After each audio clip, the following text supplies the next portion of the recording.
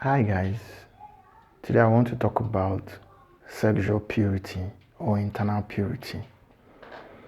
The question I want to ask you now is, do you have more than one sexual partner? Do you have more than one sexual partner? It's a question. I need you to answer it to yourself. Now, you need to realize something. If you have more than one sexual partner, you're cutting short your chances of being very successful in life. Now, before we get to the damage you do to the other person, your partner, if you're in a relationship or if you're in marriage or something, let's talk about you first. Now, science has made us to understand that information is passed on genetically to 14 generations. So as you and I are here now, 14 generations from our parents are passing down information to us. Now, what does this mean? What is information? Because what is DNA? In a simple language, DNA is information that has been coded and written like a program, just like you have your app on your phone. The fact that you have an app on your Android phone or your iOS doesn't mean that the app must open. It's only when you open the app that it starts working. But if you shut it down, it will not work. Some of the apps that you have on your phone, if you don't have internet, they will not work.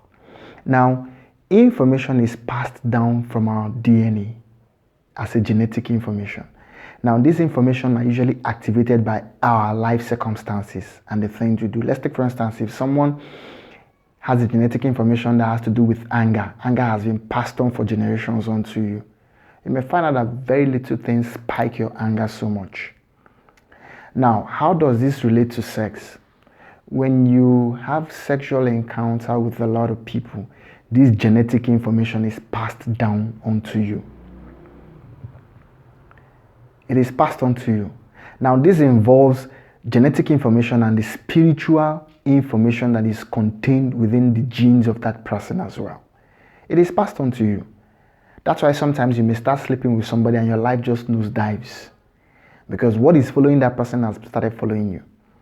And sometimes you may start sleeping with somebody and your life picks up. Why? Because the person has good aura or good intentions, or the person is the source of light. Now, as a person, what is the importance of sex in our life? Sex is like a spice. It's not the essence of life. Because if you make sex the essence of life, then you're a pleasure seeker. Life is not about pleasure. Life is about solving problems. Life is about being creative. Life is about impacting society from the wealth of the knowledge you have within. So, sex is like a spice. That means that you have to create it. You have to consciously get involved in it. And for you to get involved in it, you have to be in sync with that person you're having sex with. This involves a lot of emotion, this involves a lot of feeling, this involves a lot of thought, a lot of knowledge. You have to know whom you're having sex with. Because the knowledge the person has and the intention the person has towards you affects you after sex. Because sex is like, let me say, a satellite. It's like a DSTV receiver. It's like a satellite receiver. The moment you have sex with somebody, you open up a Bluetooth channel or a Wi-Fi channel that connects the both of you at the spiritual level and even at the physical level. Because we've had cases of people whom, after having sex multiple times with people, they start feeling their pains, they start feeling their thoughts, they can tell their presence, they can feel the presence of these people, or they can feel, oh, something is not right with this person. We call it intuition, yes, but it's a spiritual connection that connects people as a result of the impact or as a result of the contact they've had sexually. So now when you have sex with random people, when you have sex with multiple partners, what are you doing? You're destroying yourself, because even like in religion, it is said that a man and a woman will become one. Now, by mathematics, we know that when one and one come together, it becomes two. But what it means at the deeper level is that, men are left brain thinkers and women are right brain thinkers. The left brain has to do with the logic and the analysis, the thinking, A plus B is equals to C and all that. The right brain has to do with imagination. It has to do with holistic thinking. It has to do with creativity. It has to do with inventing. So imagination is the bedrock of life, because everything you see around you, from the phone you're using to the car you enter, and the plane you fly to wherever you want to go, and everything, they are all a product of imagination. And imagination is a very strong force within human beings. In fact, it's the kernel of creation. Everything that has ever come to be came through imagination. Now, when people live their lives by their thoughts, by their emotions, by their thinking, their aspirations, their fantasy, and a lot of things, it becomes an active force in the imagination. And this imagination is transferred to whoever has sexual encounter with them. Now, sex plays the role of helping us achieving our aim in life. A woman is like a nurturer. She's like the womb of creation. A man gives her sperm, he fertilizes the egg, 9 months later you have a baby. So the function of a man is to look for that woman whom can nurture your vision, your dream, your goals, and your aspiration. But she has to be in sync with it, because it has to be something she also values for her to be able to nurture that dream to reality. But when you start having multiple sexual partners, you're just having sex with people that are not even interested in your future. And when that happens, what do those people deposit in you? They only deposit crap. They only deposit BS. Some of them even extract from you.